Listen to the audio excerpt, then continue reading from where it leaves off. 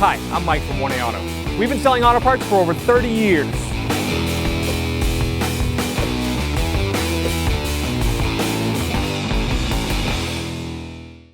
To get to the interior fuse panel, we'll go inside the trunk.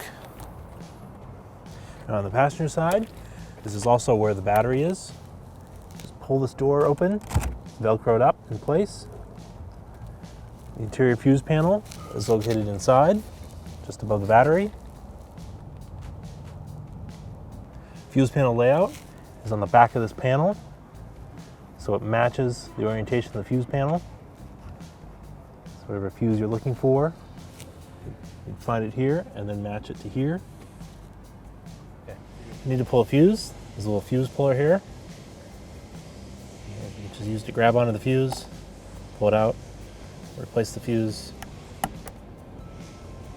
and put it back in place.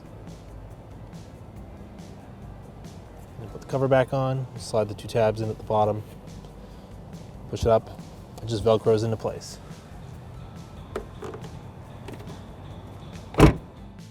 Thanks for watching. Visit us at 1AAuto.com for quality auto parts, fast and free shipping, and the best customer service in the industry.